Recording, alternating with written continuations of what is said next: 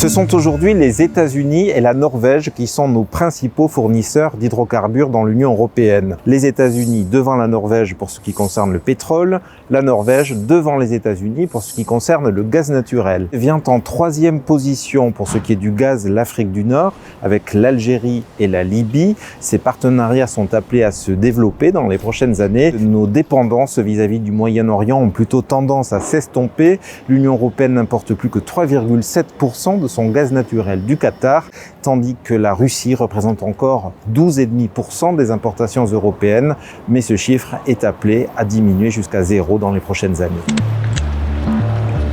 L'Europe, elle, produit de l'électricité et elle compte en produire encore plus dans les années qui viennent. La guerre au Moyen-Orient met en lumière nos dépendances vis-à-vis des hydrocarbures. Un quart de l'électricité produite en Europe l'est d'ailleurs à partir de pétrole et de gaz auquel il faut rajouter le charbon. L'énergie nucléaire représente quant à elle près d'un quart de la production totale d'électricité en Europe, avec en pointe la France qui produit 2/3 de son électricité grâce à son parc nucléaire.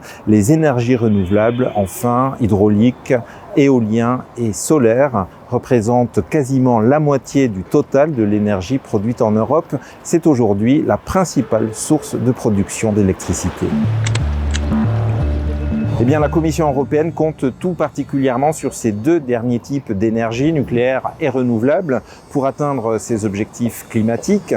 Moins 55% d'émissions de gaz à effet de serre à l'horizon 2030, moins 90% la marché haute à l'horizon 2040 et moins 100%, c'est-à-dire zéro carbone en 2050. Cela suppose des choix industriels ambitieux.